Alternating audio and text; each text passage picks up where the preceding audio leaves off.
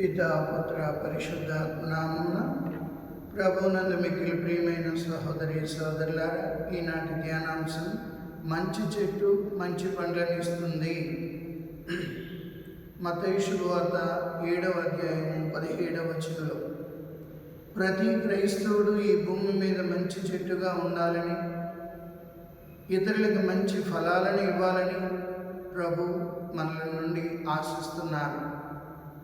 ఆ మంచి చెట్టుగా ఉండి మంచి ఫలాలను ఇవ్వాలంటే దేవుని యొక్క పరిశుద్ధాత్మలో నీవు నేను ఎదగడానికి, పవిత్రాత్మ ప్రేరణ చే మన జీవితాలు పావనపరుచుకోవడానికి సిద్ధపడాలి.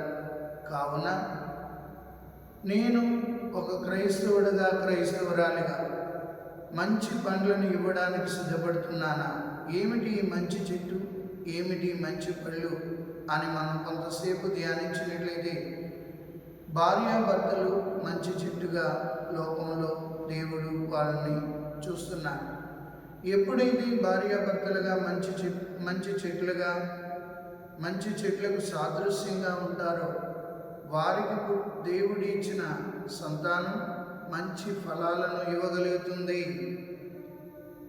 అందుకే అబ్రహాం లింకన్ గారి జీవితంలో ఆయన తల్లి మరణించే సమయంలో కొడుకుని చేతిలో చేయి వేసుకుని, నాన్న ప్రతిరోజు నీవు పరిశుద్ధ గ్రంథాన్ని చదవాలి, ప్రతిరోజు ప్రార్థన నువ్వు చేయాలి అని అడిగినప్పుడు, ఎట్టి పరిస్థితుల్లో మత్తు పదార్థాలకి నీవు బానిసవు కాకూడదు అని తల్లి తన చేతిలో చేయి వేయించుకొని మరణించిన తర్వాత అబ్రహాం లింకన్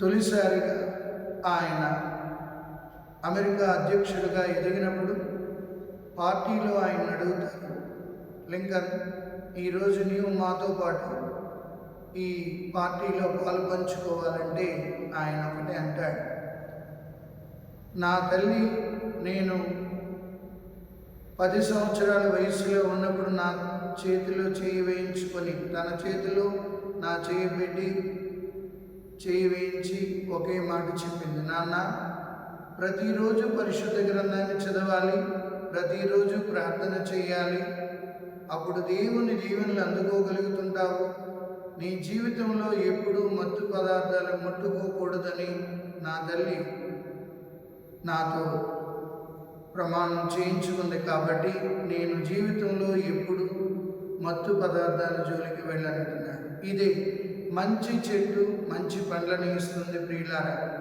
మనం కూడా తల్లిదండ్రులుగా మంచి సుమాత్రికని ఇవ్వగలుగుతుండే బిడ్డలు కూడా అది చూసి మంచి ఫలాలుగా తయారవుతుంటారు. అందుకే మనకి తెలుగు పద్యాల్లో కూడా చెప్తాడు, పుత్రోత్సాహము తండ్రికి పుత్రుడు జన్మించినప్పుడు పుట్టదు జనుల, పుత్రుని కనుగొని పోవడగా పుత్రోత్సాహము నాడు కొందరు సుమతి. కాబట్టి ఆ బిడ్డ పుట్టినప్పుడు సంతోషమే, కానీ ఆ బిడ్డను ప్రతి ఒక్కరూ పొగిడి ఎలాంటి కొడుకును కన్నారు, ఎంత మంచి బిడ్డని ఎలా కనగలిగారు అని ప్రజలు వేణువులా కొనియాడుతున్నప్పుడు ఆ తల్లిదండ్రులకి ఎంతగానో ఆనందంగా ఉంటారు. అందుకే మత్తయి శుభవార్తలో ప్రభు చెప్తున్నారు 6వ అధ్యాయంలో, ప్రజలు మీ సత్కార్యములు చూసి పరలోకమందున మీ తండ్రిని సన్నతించెదరు. అంటే మనం చేసే మంచి కార్యాలను చూసి, మనం చేసే మంచి పనులను చూసి, మన యొక్క మంచి జీవితాన్ని చూసి ప్రజలు దేవుని స్తుతించగలగాలి. అందుకే ఈరోజు ప్రభు చెప్తున్నాడు, మంచి చెట్టు మంచి పండ్లను ఇస్తుంది.